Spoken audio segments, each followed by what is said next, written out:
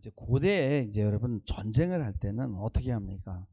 막 싸우기 전에 먼저 장수들이 나가서 결투를 하잖아요. 뭐 중국에서도 그랬고 유럽도 마찬가지죠. 그래서 자기 장수가 싸워서 이기게 되면은 막 사기가 올라가고, 그 다음에 그 자기 장수가 나가서 싸움에 지게 되면은 이 병사들이 패닉에 빠져가지고 뿔뿔이 다 흩어지는 거예요.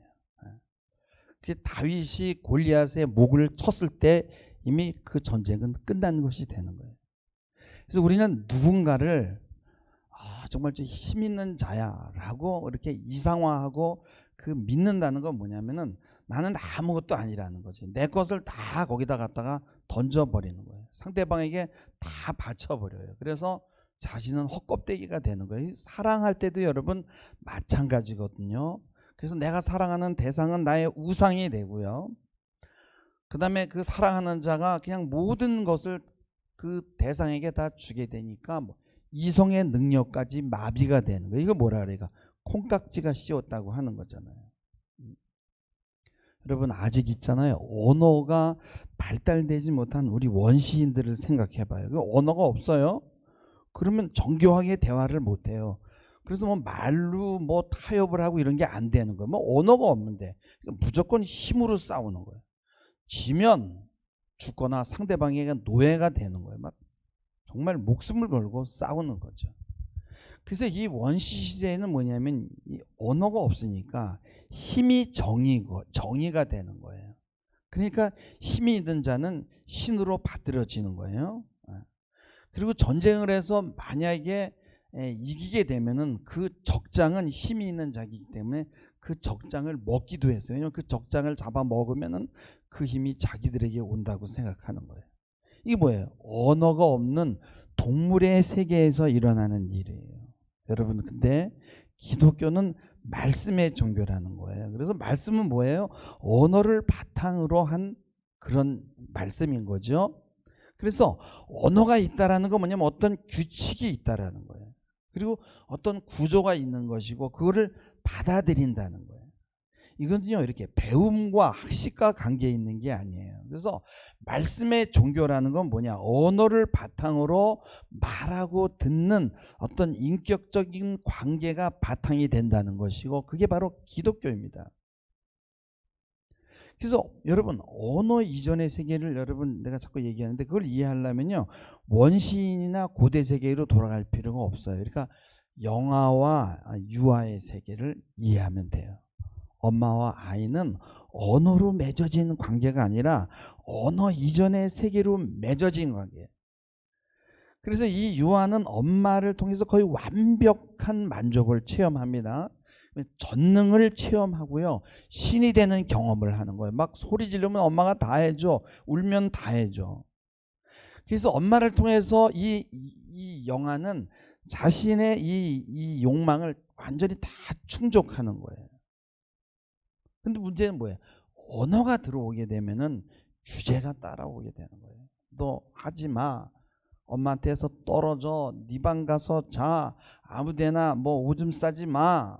규제가 따라오는 거예요. 그럼 언어가 없는 세계는 뭐냐? 욕망만 있는 거예요. 그래서 엄마와 이 아기는 뭐냐면 사실은 어떻게 보면 도착의 세계다. 그러면 도착이라는 건 뭐냐면 언어를 넘어선 세계. 짧은 순간이지만 인생에서 가장 짜릿한 경험을 했던 순간이 바로 아기와 엄마의 관계인데 이거는요 여러분 한번 나오면 다시 돌아갈 수 없는 세계야. 근데 이제 언어가 들어오면서 다른 세계가 열리게 되는 거예요. 근데요 모든 인간이 싸우는 문제는 다 여기에 걸려 있는 거예요. 그래서 많은 사람들이 언어 이전으로 돌아가느냐 언어 이후로 세계로 나오느냐, 남자든 여자든 다 이 싸움이 있는 거예요. 그럼 언어 이전의 세계 뭐예요? 그건 죽음의 세계예요.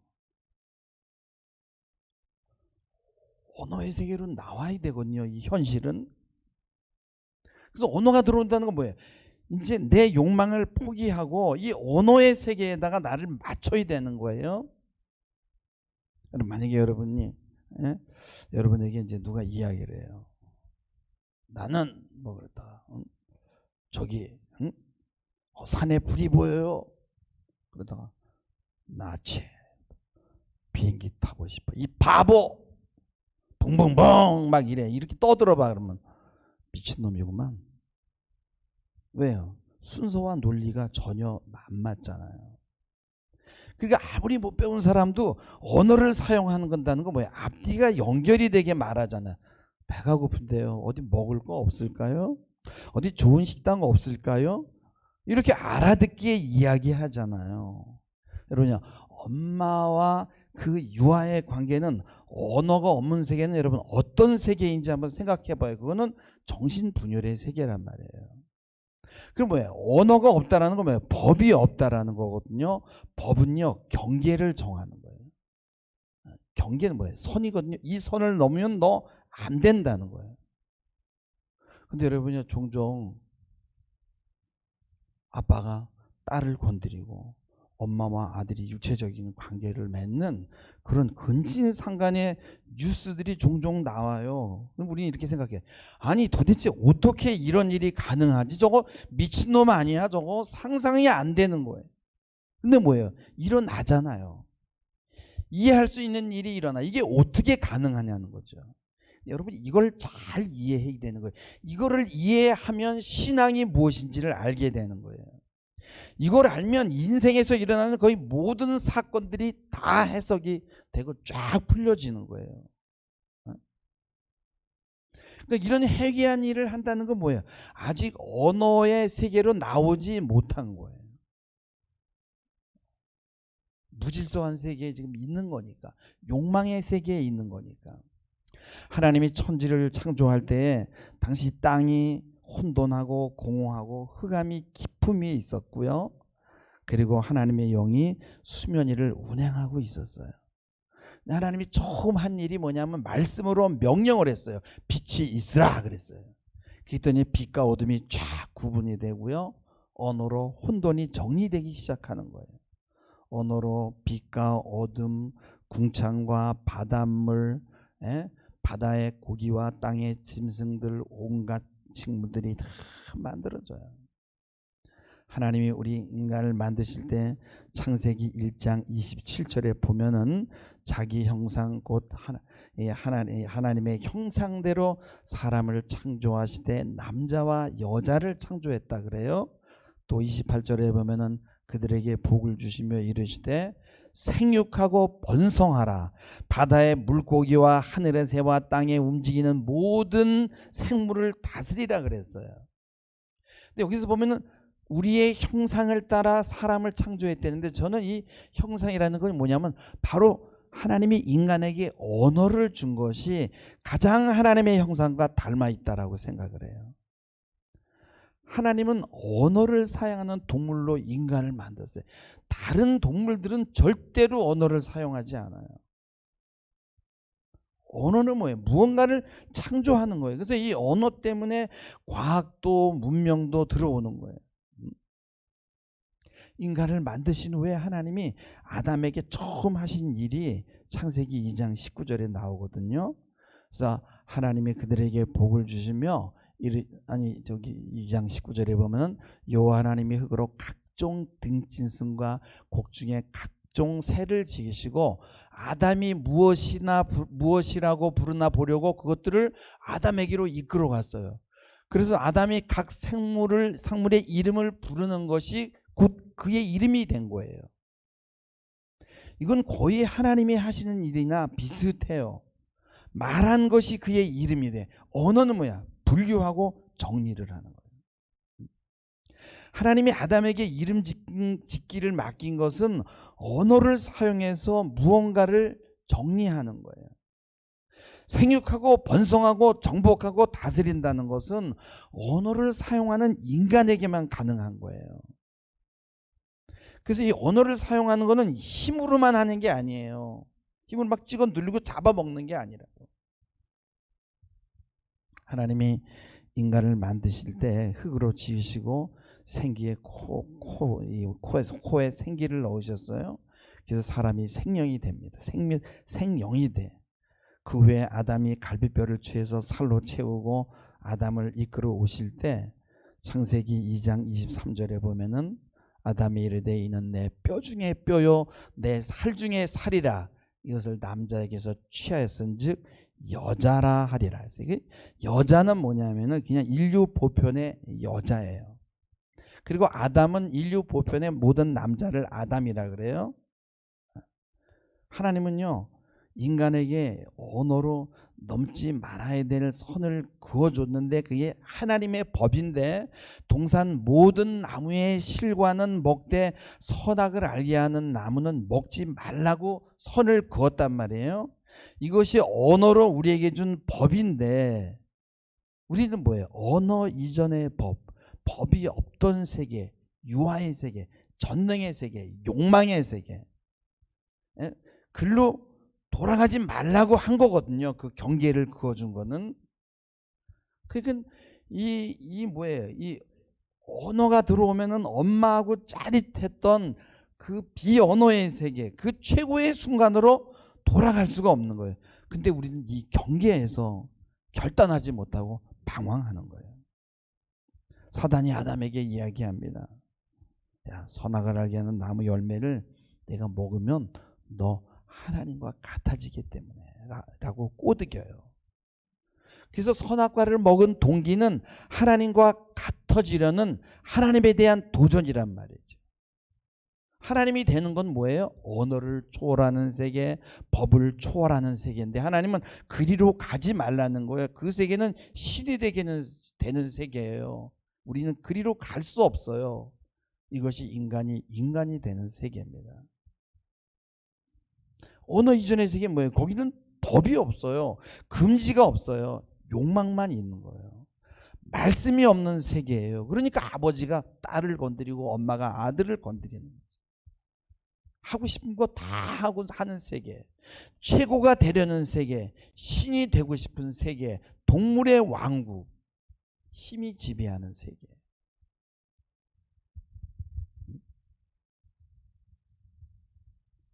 과거에는요 힘 있는 사람을 이렇게 동경하고 우상하잖아요. 그래서 남성의 문화는 뭐예요? 항상 하나님과 대결하는 거예요. 내가 왕이다. 내가 왕이다. 그래서 교회는요 여러분요 남자들은 나오기 힘들어요. 왜 그래요? 자기 마누라가 와가지고 막 설교를 들으면서 나야 뭐 설교를 못하니까 웃질 않지만 설교 잘하는 목사 들어가면요 얼마나 막 그 여자들이 막 입을 벌리고 헤거리고 웃고 그러면요 남편은요 설교를 듣는 게 아니라 자기 마누라 얼굴 봐요. 뭐야 이거 이 여자. 응? 그리고 교회 나오기 싫은 거예요. 마누라를 목사한테 뺏긴 것 같은 생각이 드는 거예요.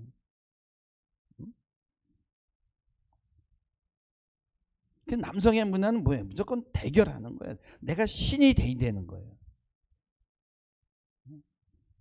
그래서 문제는 뭐냐면 선악과를 딱 먹고 타락한 이후에 너는 흙이니 흙으로 돌아가라고 했잖아요. 창세기 3장 20절에 보면은 아담이 그 아내의 이름을 그때 이후로 뭐냐면 하와라고 불렀는데 3장 20절에 뭐냐면 그 뜻은 뭐냐면 모든 산자의 어머니가 됨이라는 거예요. 하와는 뜻이 뭐냐면 산자의 어머니, 생명의 어머니예요. 그래서 우리 인간이 타락한 이후에 생명의 근원은 남자에게서 나오는 게 아니라 여자에게서 나온다는 거예요. 남자의 문화는 뭐야? 하나님과 같이 되려는 욕망, 최고가 되려는 욕망이야. 근데 아담이 이제 이건 끝났어. 남자는 실패했어. 하나님이 그것으로 인해서 심판했잖아요. 남자의 꿈은 가장 높은 초월적인 존재가 되는 거예요. 그래서 권력은요, 여러분요, 마약보다 더 강한 중독성이 있어요. 자신이 대한민국의 최고 권위자가 될 수 있다는 이 가능성 때문에 남자들은 너무너무 힘들게 살아요. 그래서 여기에 한번 중독되면 나오지를 못하는 거예요. 그렇게 욕을 얻어먹는데도 그거 한번 하고 싶다는 거예요. 그래서 민주주의에서는 법을 초월하는 그런 전제자는 없어요. 공산주의만 가능하죠. 그래도 자기가 최고가 되면은요 초월적 존재가 될 수 있다는 착각을 한단 말이에요. 그래서 하나님 밑에 있으려고 하질 않아. 남자들이 가장 참지 못하는 거는 자신이 힘없는 존재라는 거예요. 2인자가 되는 걸 그렇게 힘들어요. 남자들은 신화적인 영웅이 되는 거예요. 그러나 법은 이것을 허용하지 않는 거예요. 하나님의 말씀은 이것을 허용하지 않아요. 너는 초인이 될 수 없다. 너는 법을 넘어설 수 없다. 넌 이 경계 안에 있어야 된다. 그래서 아담이 범죄한 후에 여자 이름을 하라고 했다는 거예요. 모든 산자의 어미. 그래서 남자의 세계는 생명을 창조하는 게 아니라 늘 생명을 죽이는 역할을 해. 전쟁하고 죽이고 힘 자랑하고 뭐 할 수 있는 게 없어요. 그래서 남자들은 호시탐탐 넘지 말아야 되는 선을 넘고 싶은 그런 충동 속에서 사는 거예요. 그러니까 그 감옥의 울타리, 그 울타리를 거기 걷고 있는 거예요. 기웃기웃하면서. 그러다 휙 넘어가서 걸리면 감옥에 가는 거죠. 서울에 보면서 사람들 많이 가잖아요. 그러면 목사들은 가야 돼요. 왜 사람들이 많이 가는지 알아야 설교를 하지. 그래서 제가 봤어요. 거기 전두광이가 이런 대사를 해요. 실패하면 반역, 성공하면 혁명이다. 남자들 눈에는 뭐냐면 성공과 실패만 있는 거예요. 그래서 전두광이가 거기서 이런 대사를 해요. 너희들 서울대 갈 만큼 공부 잘했잖아. 그자? 근데 집구석에 돈 없고 백 없어서 먹이 주고 재워주는 육사 맞잖아. 근데 시험도 안 보고 들어온 노땅 똥차들이 줄 서 있으니까 아직 별을 못 달고 있잖아. 별을 다는 게 꿈이고요. 별 단 다음에 뭐예요? 그 다음에 대통령이에요. 위에 있는 놈들 다 거세하는 것이 남자들의 세계입니다. 이게 뭐예요? 힘이 정의다 이거예요. 법을 넘어서는 것이 힘이고 먼저 치는 놈이 이기는 거예요. 유엔이라는 국제기구 다 필요 없어요. 정인이 공인이 하는 거는 남자들에겐 통하지 않아요. 무조건 이겨야 돼. 그래서 아담이 여자에게 너를 하와라고 부른다면 남자는 글렀다. 맨날 죽이고 싸마니까. 생명은 뭐예요? 여성성에서 온다는 거예요. 그래서 하와는 뭐예요? 지혜의 상징이라는 거예요. 지혜는 뭐예요? 생명을 다루는 거예요. 그러면 지혜는 어디서 와요? 하나님을 경외하는 것이 지혜의 근본이라는 거죠. 그래서 신앙은 뭐예요? 하나님 앞에 무릎을 꿇고 자기가 아무리 잘났어도 저는 당신의 종입니다. 저는 1인자가 아니라 2인자입니다. 하는 그 겸손을 보이는 거예요. 이게 여성성이에요. 근데 여자의 머리는 남자고 남자의 머리는 예수 그리스도가 되는데 남자가 예수 그리스도가 아니라 내가 머리야, 내가 하나님이야 라고 하는 거예요. 하나님 위로 올라가려고 하는 거예요. 그래서 법을 만들어가지고 너 여기 넘어가지 마. 너 법을 초월할 수 없어. 넌 최고가 될 수 없어. 이 선 넘지 마. 근데 거기 자꾸 넘어가는 거예요.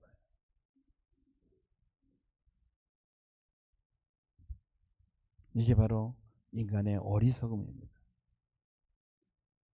생명의 일은 뭐예요? 남성 중심의 문화에서 여성 중심으로 옮겨가 있다. 이건 제가 얘기하는 오늘날 여성 뭐 우위를 얘기하는 게 아니에요. 여자들도에게도 남성성이 있어요. 창세기 11장 4절에 보면은 남자들이 그 탑 꼭대기에 그걸 건설해 가지고 그 탑이 하늘에 닿아서 여기 뭐라 그랬어요? 우리 이름을 내자는 거예요. 이게 뭐예요? 자신들이 하나님이 돼야 된다. 이게 남자의 문화라는 거예요. 이게 바벨탑이고 남성성이거든요. 사사기에 보면은 군대 장관 시스라가 있어요. 야빈의 군대 장관. 철병거가 900개가 있어. 막 이 힘을 믿고요. 막 전쟁을 합니다. 근데요. 여인의 손에 관자놀이에 말뚝이 박혀서 죽어요. 그 힘을 믿다가. 창세기 41장 38절에 보면은 바로가 요셉을 보고 신하들에게 이렇게 얘기합니다. 야, 하나님의 영에 감동된 사람을 우리가 어찌 찾을 수 있어요? 그래서 영은 여기서 고스트가 아니라 하나님의 말씀에 사로잡힌 자예요. 언어에 하나님의 말씀이라는 그 언어에 사로잡힌 자. 그래서 39절에 보면 요셉에게 이르되 하나님이 이 모든 것을 내게 보이셨으니 너와 같이 명철하고 지혜 있는 자가 없다라 그랬거든요. 여러분 우리는 요셉을 꿈꾸는 자로 알아요. 그래서 요셉처럼 꿈을 가져라, 비전을 가져라 라고 얘기합니다. 근데 그 꿈도 언어거든요. 11곡식단이 자기 위해서 자신에게 절하고 해와 달과 별 11별이 자신에게 절하는 꿈을 꾸었어요. 그건 계시거든요. 그 꿈은 이루어져야 되는 꿈이에요. 그래서 그 꿈을 이루기 위해서는 요셉이 엄청난 시험을 거쳤어요. 그 꿈 때문에 구덩이에 빠지고 노예로 팔려가고 그 꿈 때문에 사랑하는 부모의 품을 떠나게 됩니다. 어디로 끌려가요? 혹독한 남성의 세계에 노예로 팔려가요. 그는 거기서 2인자가 돼. 보디발의 집에 노예로 팔렸을 때도 거기서 마누라 외에는 이 보디발이 다 맡겼어요. 애굽의 이 궁궐에 들어가서도 2인자가 됐는데 요셉은 뭘 했어요? 생명을 살리는 자. 애굽에 있는 이 백성들의 생명을 살리고 그 다음에 그 가나안에 있는 자기 형제들의 생명을 살리는 자였잖아. 요셉이 야곱에게 물려받은 신앙은 한 가지. 늘 야곱의 옆에는 아브라함의 하나님, 요셉의 옆에는 아브라함의 하나님, 이삭의 하나님, 야곱의 하나님이 있었어요. 하나님은 선택한 백성을 결코 놓지 않으신다. 자기 아버지 야곱의 인생에 개입하신 하나님, 약속을 반드시 지키시는 하나님, 외삼촌 집에 피난을 갈 때 약속하신 것을 반드시 이루었던 하나님, 고집불통의 하나님이 결코 1인자의 자리를 내어주지 않는 하나님. 요셉은 이 하나님을 붙들었어요. 그리고 그 신앙의 고난을 이기게 했어요. 요셉은요, 언어 이전의 욕망의 세계로 도망가지 않았어요. 힘이 지배하는 남성 문화 세계 속에서 그들과 싸우지 않았고요, 말씀을 붙들은 거예요. 왜요? 그는 하나님이 주는 꿈의 언어를 가지고 있었습니다. 그 가자지구에 한 외국 여인이 거기 갇혀가지고요, 막 울부짖으면서 그 방송에 나오는데 그 하는 얘기를 들어봤더니 막 남자들은 왜 이렇게 죽이는 일만 하냐는 거예요. 왜 인류 애와 같은 그런 건 어디 갔냐는 거예요. 그럼 막 안타까워하면서 울어요. 남성의 문화는 뭐예요? 최고가 되려는 욕망, 자신이 신이 되려는 욕망. 그건 뭐예요? 유아가 되겠다는 거예요. 언어 이전의 세계로 돌아가겠다는 거예요.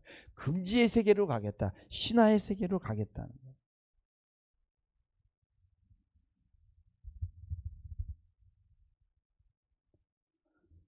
여자들은 남자를 머리로 생각하고 2인자 역할을 하죠. 그러면요, 남자들이 하는 짓을 보면요, 놀고 있네. 웃음밖에 안 나옵니다. 왜? 모든 걸 힘으로 하려고 하니까. 힘이 생긴다 그러면 바퀴벌레도 먹고 뱀도 잡아먹고. 요셉은 힘 있는 자들의 밑에서 섬겼어요. 여성처럼. 그런 힘을 붙들지 않고 하나님의 말씀을 붙들었다 이거예요. 하나님의 법을 붙들었다는 거예요.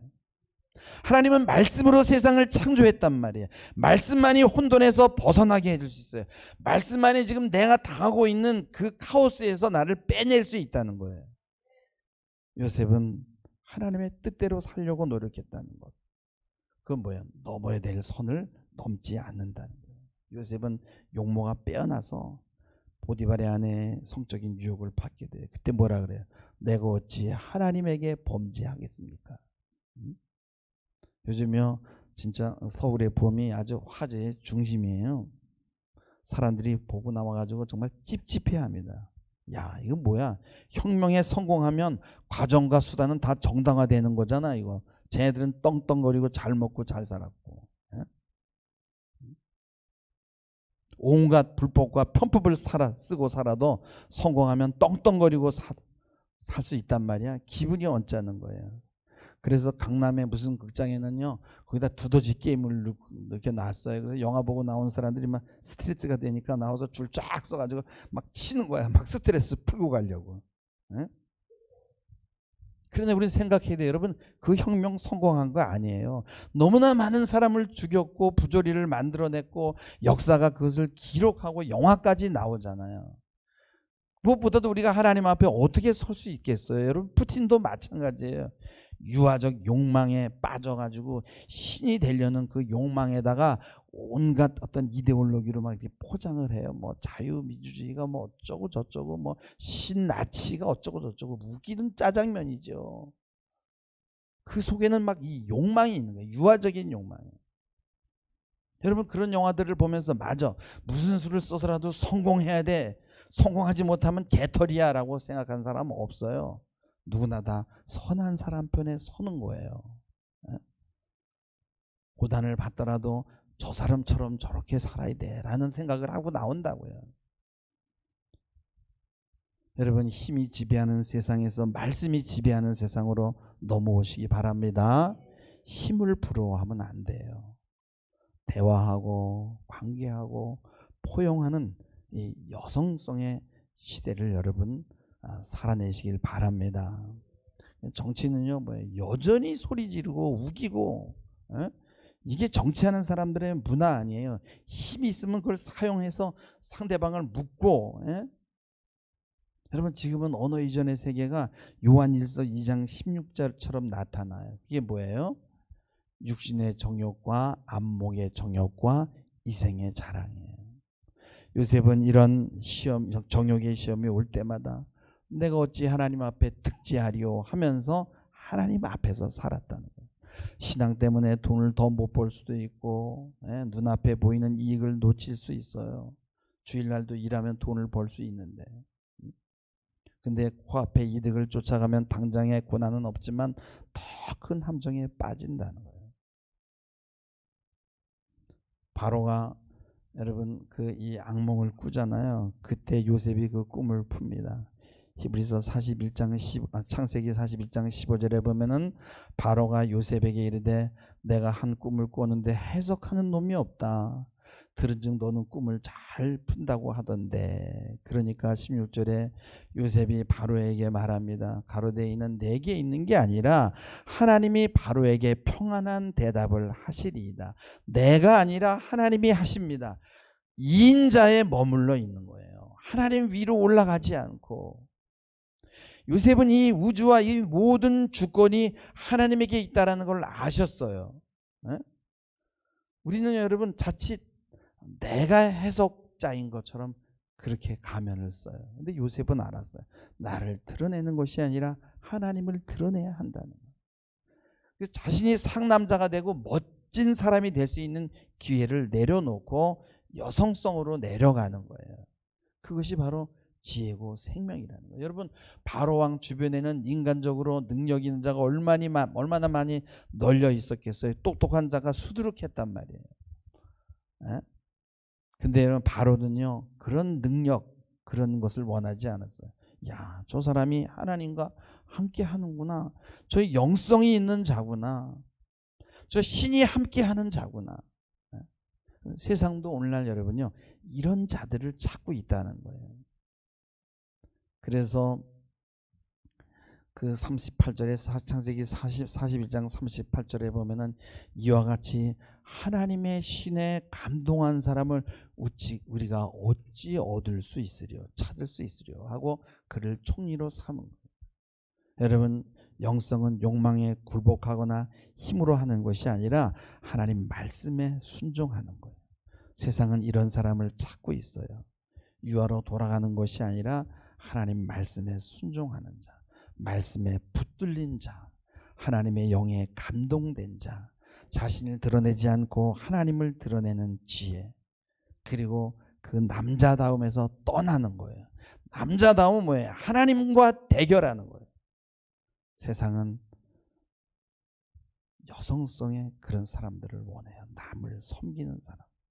여러분 사업터에서 또 여러분 삶에서 어디에서든지 하나님을 드러내고 하나님 앞에 영광을 돌리는 삶을 사시길 바랍니다. 세상은 이것을 원하고 있습니다. 여러분이 그 일을 감당할 때 하나님께서 그 모든 것을 채워주실 줄 믿습니다. 기도하시겠습니다. 하나님, 저가 나를 사랑한즉 내가 저를 건지리라. 저가 내 이름을 안즉 내가 저를 높이리라 말씀하였습니다. 말씀이 정해준 그 경계를 넘어가지 않게 하옵소서. 나를 드러내고 싶은 욕망이 올라올 때 물러서게 하시고 인자로 있게 하시고 늘 하나님을 드러내고 말씀의 경계 안에 머물고 말씀에 인도받게 하옵소서. 이 길만이 생육하고 번성하는 길임을 깨닫게 하옵소서. 감사드리며 예수님의 이름으로 기도하옵나이다. 아멘.